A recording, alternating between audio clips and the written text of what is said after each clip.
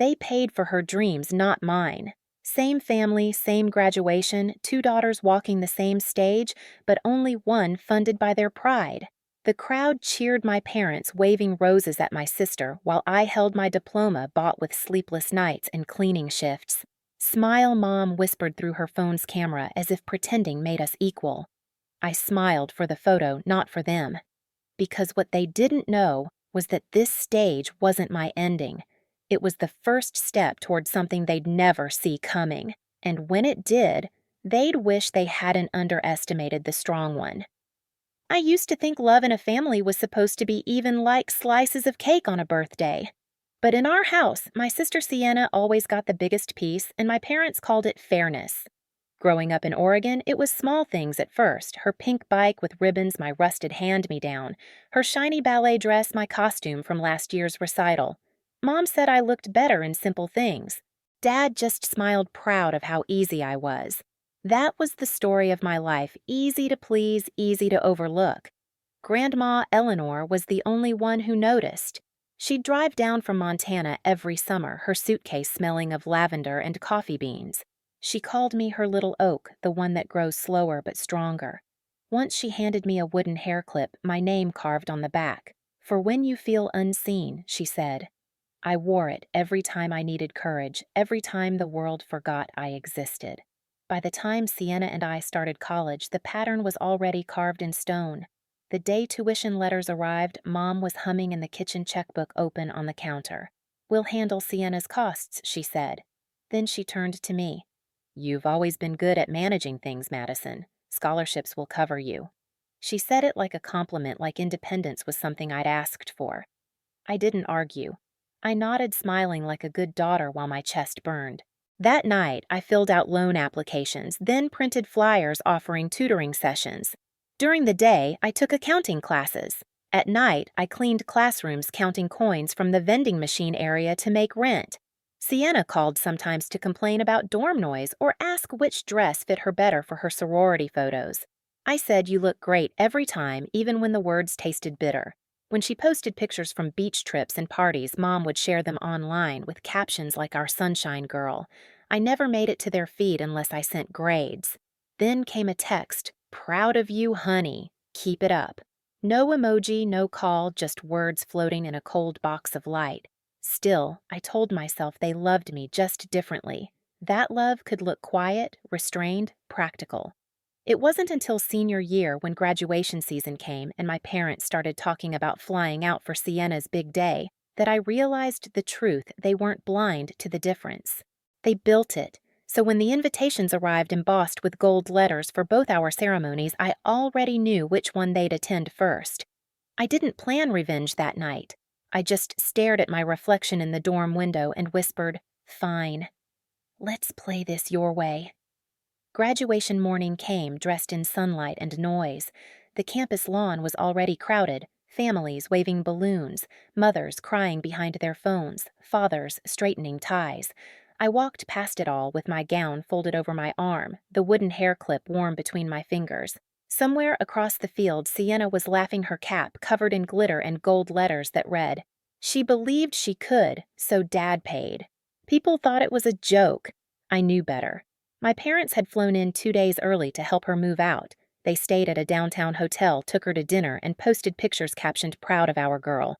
When I texted to ask if they wanted to grab coffee before my ceremony, Mom replied, "We're exhausted, sweetheart. Let's meet after the big event today." Big event meant Sienna's. Mine was later in the afternoon. Same school, same field, 2 names on the same list, but worlds apart. When my turn finally came, the bleachers were half empty. I scanned the crowd out of habit, hoping to see them, but the seats where they should have been were just patches of sunlight and forgotten programs. My stomach tightened, but I kept walking, my heels clicking steady across the stage. The dean handed me my diploma, smiled, and whispered, "You've done something special, Madison." I smiled back, swallowing the ache. Hours later, I found them in the parking lot. Mom was holding a bouquet roses already drooping under the heat.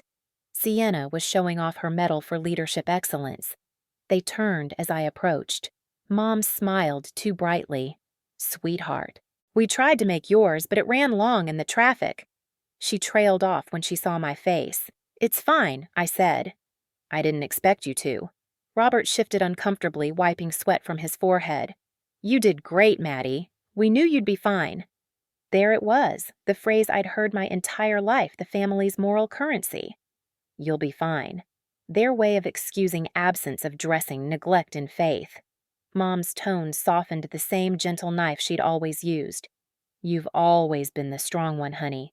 You didn't need us hovering. The words hit harder than any insult could. I forced a laugh. Strong one. Right. Sienna looked uneasy for once. Mom, maybe. But I cut her off with a smile that didn't reach my eyes. Don't worry, you can keep the flowers. They'll look better in your photos. I turned and walked away, the weight in my chest heavier than the diploma in my hand. Later that night, alone in my dorm, I placed the hair clip on the desk. The lamplight caught the tiny carved letters of my name, for when you feel unseen.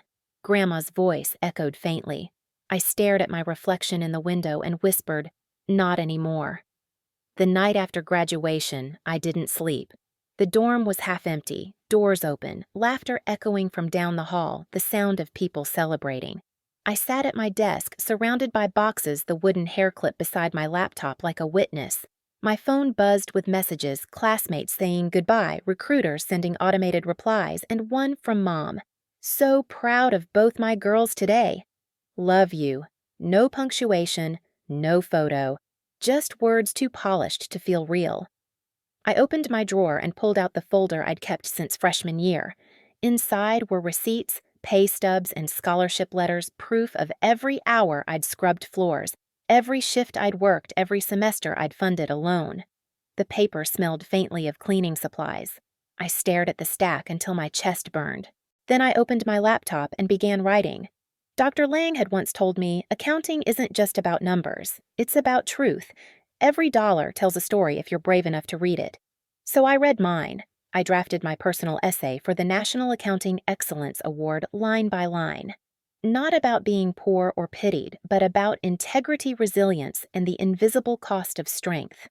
By sunrise, my fingers were trembling, my eyes raw, but the essay was done. I hit submit and exhaled like I'd been holding my breath for years. Weeks passed.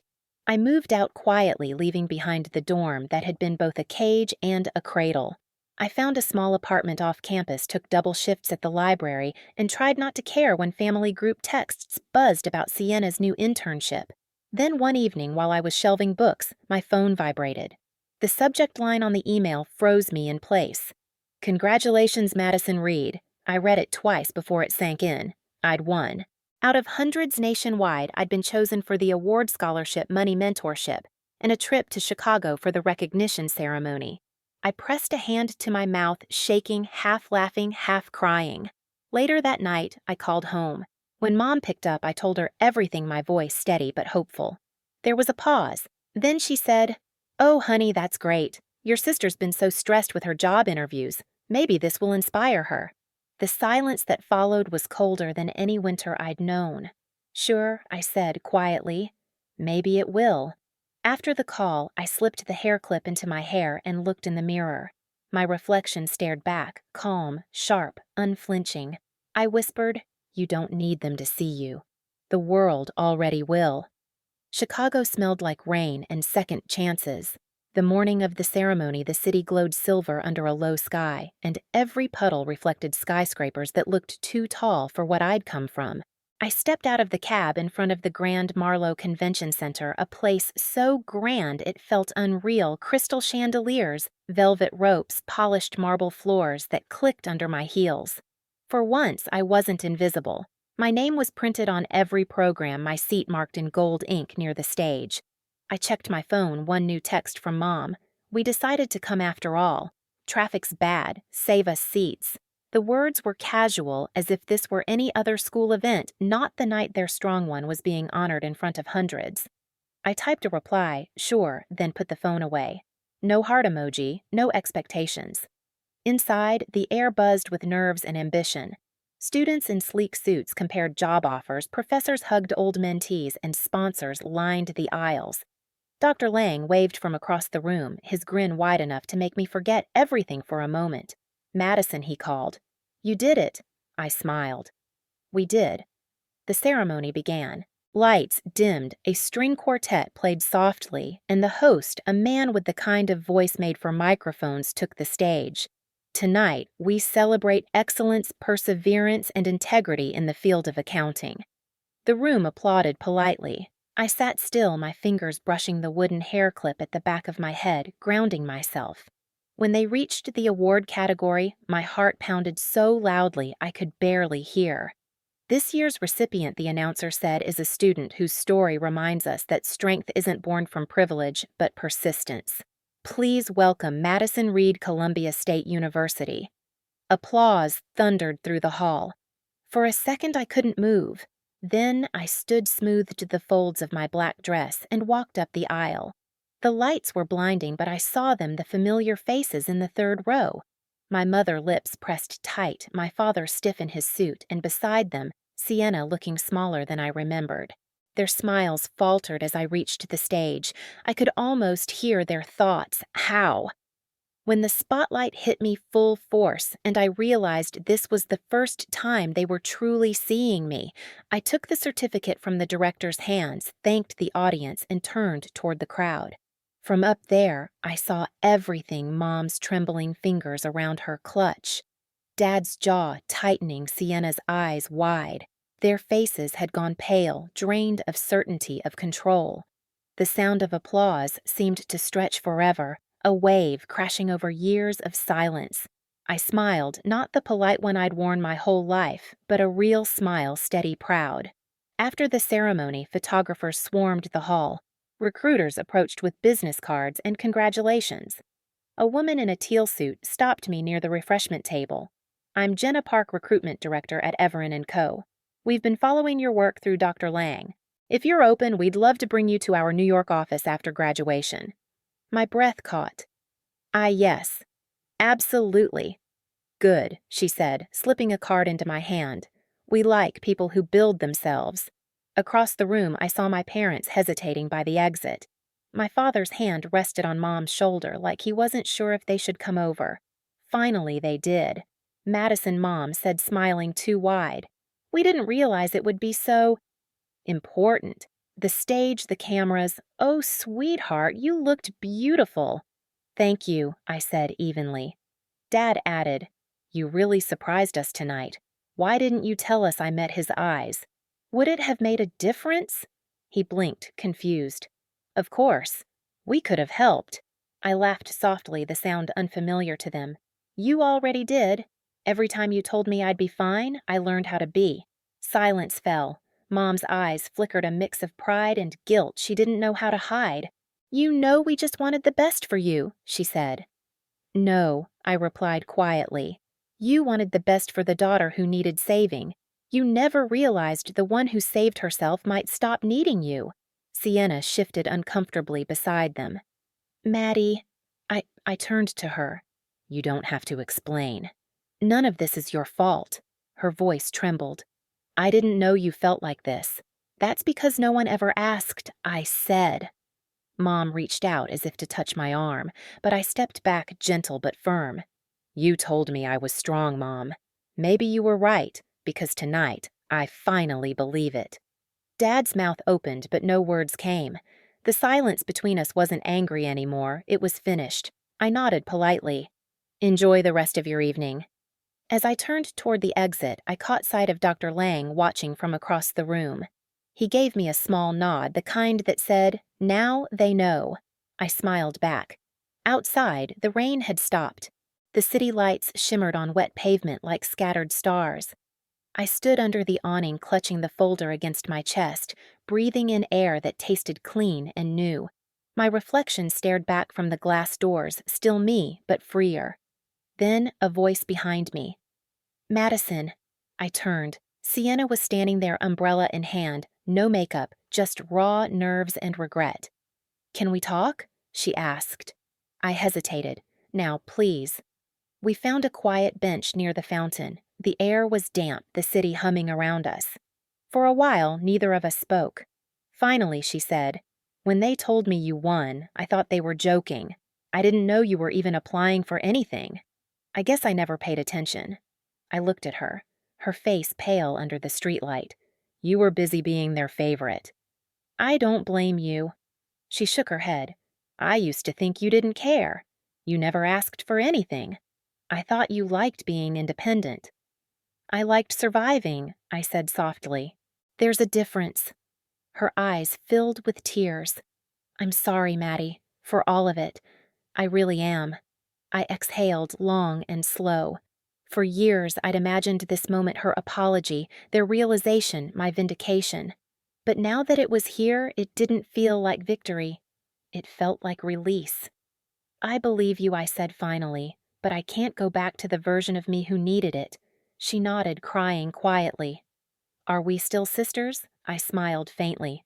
Always. Just different now. We sat in silence as the fountain rippled, reflecting the city's lights. Somewhere inside the building, music started again. Laughter, champagne, applause. Life moving on.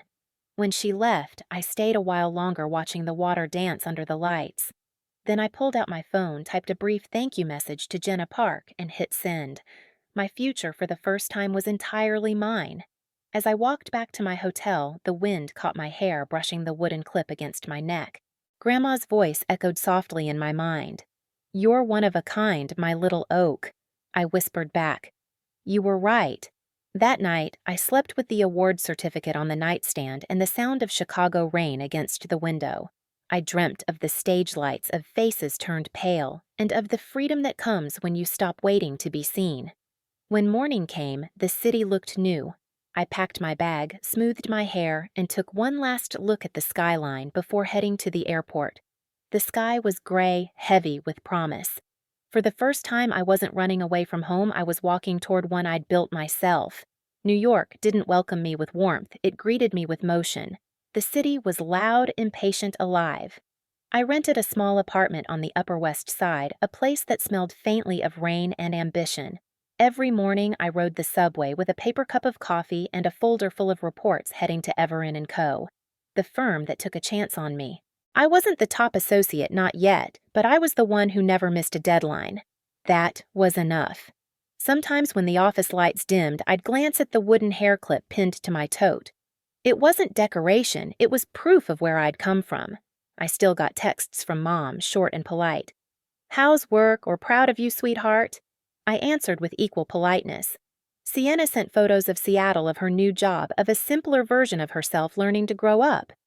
I didn't resent her anymore. One Saturday as I left the office, I saw my reflection in the glass tower, hair wind-tossed eyes steady. I realized I no longer felt like the girl who had to earn her place at every table. I was the woman who built her own. They used to say it like praise. You're the strong one, Madison. I carried that label for years, thinking it meant I had to survive without softness, without asking, without needing. But strength isn't silence. It isn't swallowing pain just to keep the peace. True strength is standing up from what broke you, refusing to let other people define your worth, and building a life that no one else can take credit for. I used to think family meant being loved no matter what. Now I know sometimes family is the people who see you when no one else does, the ones who clap for you when others stay quiet, and sometimes it's just you choosing yourself every single day. If you've ever been called the strong one and it left you feeling alone, tell me in the comments, how did you find your way back to yourself? And if this story hit a nerve, you're not alone here. Hit subscribe, share it with someone who needs to hear it, and stay until the end. Screen the next story waiting. There we'll show what happens when the forgotten daughter finally says no.